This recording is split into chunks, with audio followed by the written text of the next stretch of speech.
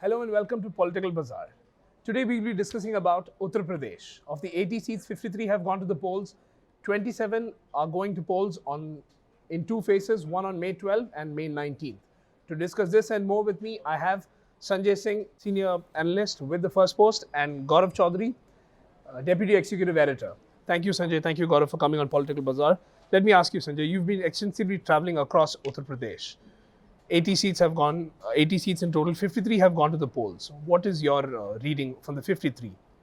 See, my assessment is these elections are very interesting. There is a direct fight between Gathbandhan and the BJP. Congress is nowhere in picture except for Raebareli. Amethi is really very close. And thereafter, when you talk about UP, you start talking about the arithmetic that Gathbandhan has and the kind of reach BJP has made over the years and Prime Minister Modi's appeal and also delivery on the ground. So therefore, this is a battle between Prime Minister reach, delivery on the ground versus that arithmetic that people talk so much. Okay. Gaurav, I'll just come to you. Of the 80 seats, 71 were the BJP. Now, when you look at electoral arithmetic, repeating such a success rate, how difficult is it? No, this is, if you take 2014 as the baseline, this is the BJP's election to defend, at least in the UP. At least in UP and many other states, primarily in UP, because this sends the largest number of seats to Lok Sabha. Out of 80, BJP alone won 71, and with their alliance partner, they won 73 seats. So 7 seats had gone to the SP and the Congress. So the stakes are far higher for the BJP because the Congress and the Gathbandhan is the challenger here. But having said that, if you look at what the kind of electoral rhetoric that is coming from the BJP, BJP all along, ever since the elections were notified in March, has been saying that they will cross 73. So they are saying 74. Now whether it turns out to be a case of overconfidence or whether it is to galvanize their rank and file and cadre, it's probably a mix of both.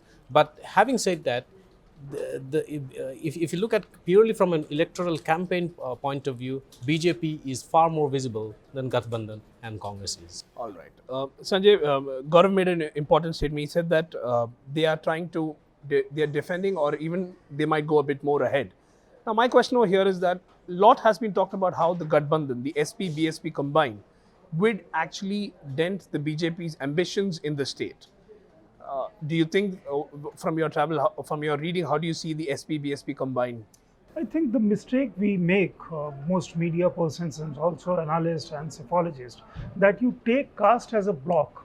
Yadav, Dalit is not a caste, that's a community, several scheduled caste community caste coming together, and broadly you classify that as Dalit. That mistake, I think, should not be made while actually going on the ground and talking to people. In fact, I met several people. I broadly say that Yadavs are going along with Gathbandhan because they are feeling a psychological loss of empowerment, the sense of empowerment they had till 2 years back. But then, having said that, you'll find number of Yadav persons who are beneficiary of schemes like housing, like gas, like electricity supply, like Kisan Samman Nidhi Yojana, and so on. They clearly and openly talk about their voting preferences for Modi. Same applies to the Dalit community, except for Jatwas, where Mayawati is a Jatav, that is Chamar, and that presents a substantive number among Dalits. But then people who have actually benefited from the schemes, people who actually think in Western UP security was a key issue, remember. Security of women and security of life and livelihood, because this was an area where polarization actually takes place very strong. And in Eastern UP, that narrative changes into the basic needs of people. And thereby BJP is on a very strong footing. I met several people who actually their faces lit up when you talk about electricity, when you talk to women about Shauchalaya. I have a feeling that women in particular, they may in certain areas where Gathbandhan is thinking that is their vote base, they might shift their preference to the BJP. I'd like to ask one question to Sanjay here. The difference between 2014 and 2019, so far as UP is concerned, is that this time around, the BJP is in power in the state. Is that a factor that is going to work in BJP's favor, or do you think there is some level of anti-incumbency for the state government that can translate into votes against the BJP? I have not seen anti-incumbency about Yogi government in last 2 years. In fact, there are many people who tell you that last 2 years that synergy between state and center has come in. In 2014, Modi was a challenger.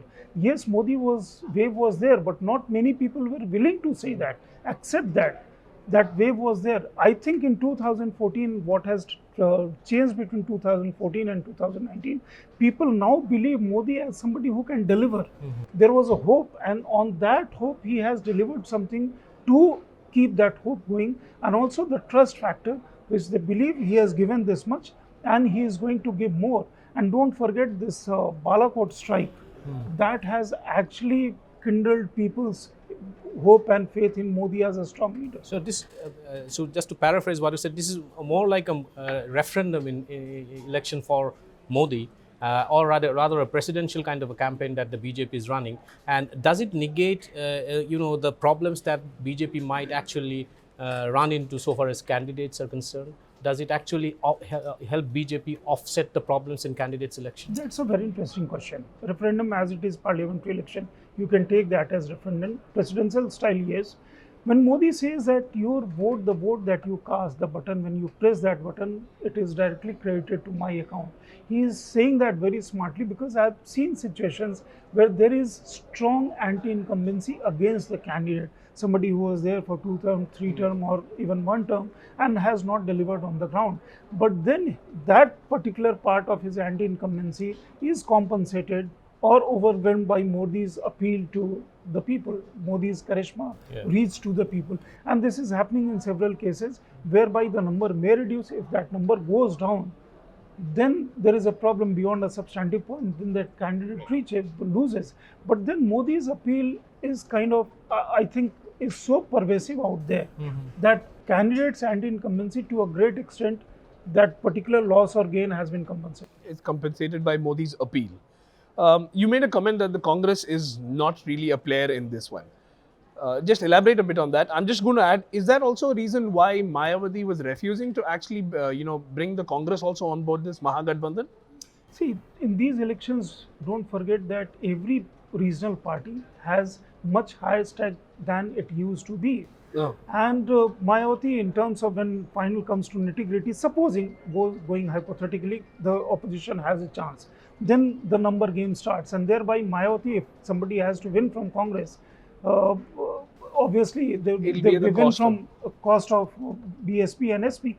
Their vote has to be transferred to the Congress, not vice versa. Congress was not in a position. Thereby, they actually snubbed Congress then. Congress now, Congress is biggest, ab hoga nyay. That is nowhere on the ground. That was nyay is nowhere on the ground. That 72,000 per annum, people either are ignorant, or if you talk about that, people actually ridicule that particular scheme. What actually is working is 2 into 3, that Samman Nidhi, 4,000 has actually been created in people's account. That is being talked about. That has come closer to the polling. That is actually impacting people's mind, not now. So, to a large extent, it's also a communication battle that the Congress has lost. Congress lost that communication battle. I think Congress had gained a bit, say about a year back, and then again lost it in the run-up to elections. It's not only about communication battle. This is also about, over the years, people or a person in leadership capacity generate certain belief in their capacity to deliver. Rahul Gandhi, unfortunately, has not been able to make that kind of a perception or generate that kind of a belief. Even people working on the ground among Congress party. So therefore, that's the problem. They don't have cadre on the ground. They don't have workers on the ground. You announce something which is seen beyond your capacity and command. Where are you going to generate resources? That, of course, parties. Let me ask you. So, there's been a lot of talk about Priyanka Gandhi being brought into the equation in Uttar Pradesh. You think that also has not really lifted the Congress's chances? See, Priyanka Gandhi has been campaigning in Amethi and Raebareli for passed over Quite a few decade and elections. a half. And if you go by assembly election results, Amethi and Raebareli has not fared well in previous at least 2 assembly elections. That's it. It has not gone in favor of the Congress. Yeah, only Okay. 1 seat or 2 seats out of 12 seats of Amethi and Raebareli. So if a leader has to make impact, that impact should have been visible there. Again, what Priyanka Gandhi is doing is generating some people are, of course, Congress crowd has become enthusiastic. They come for her road shows, but you should also take into account the length of that road show has been smartly shortened. Okay. And also to win a candidate that faith in leadership, Priyanka Gandhi outside of Amethi and Raebareli still has not created that kind of a faith. In Amethi, again Priyanka Gandhi is there, but Rahul Gandhi is fighting a critical battle. I would like to ask you about 3 specific seats. Kannauj, Dimple Yadav is contesting. And there are reports that she could actually, the BJP could run her very close in that. Do you think that the BJP would actually cause an upset? And likewise in Badam, where Dharmendra Yadav, Mulayam Singh's nephew, is contesting. See, Kannauj is a prestige seat for Samajwadi Party. Dimple Yadav is contesting there. People say Bhauji from there. But in these elections, I think she is in a very tight situation. Okay. Her electoral prospect is in a very tight situation. It could go either way. But as on now, she is fighting a very elections have happened there. And people actually are keeping their finger crossed. Some say that she might lose. Actually, and then you have Dharmendra Yadav, Yes. nephew of Mulayam Singh Yadav. There, Salim Sirwani of Congress is a very powerful candidate, though not every Muslim is going to vote for him. People are actually, many among the community are going to vote for Samajwadi Party, Dharmendra Yadav. But a good number of people of his community and also some from outside are going to vote for Salim Sirwani. He's a decent man. He also has resources. He has been a representative from there. That will work in BJP's favor. So in that scenario, Dharmendra Yadav is in a very tight spot. What about Amethi? What about Amethi, for instance? Do you think, because there is a narrative that the BJP has said that the Congress president Rahul Gandhi is actually contesting from Wayanad because they're not very sure whether they can actually end up winning this seat. Do you think Smriti Irani is going to run it very close for the Congress I president? think that particular perception that BJP has said, it's not off the mark. And Smriti Irani, give her that credit that she is a household name in Amethi. I met several people who actually said their vote is for Smriti, not for Modi out there, because the way she has conducted for last 5 years. Somebody who lost election yet stayed there, Visited been with the people, constituency, built okay. bridges. Again, there was a fire in some village whereby she immediately landed there and started kind of arranging for water. She herself was very active. These things actually work out there. But then there are people who have been voting for Congress and are very nostalgic and emotional about it. They admit that Modi is a very good prime minister. He needs to remain prime minister of the country for another 5 years.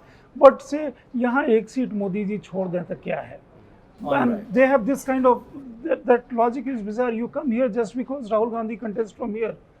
No matter if he has not delivered, what can we do? And therefore, this contest, Smriti is giving a very tough fight to Rahul Gandhi. Uttar Pradesh, 27 seats are yet to go to the polls. 53 have gone. It'll be interesting to see which way it goes. From what we actually understand, anti-incumbency, the double anti-incumbency that everyone is talking about, especially because the Yogi government is there in Uttar Pradesh, is not exactly there. The Congress has, in a way, lost the communication battle. It's the fight between the BJP and the Gathbandhan, the SP, the BSP. Tight contest can be expected in Amethi and in Kannauj, where Dimple Yadav is there. Thank you, Sanjay. Thank you, Gaurav, for your time. For more news and updates, stay tuned to moneycontrol.com.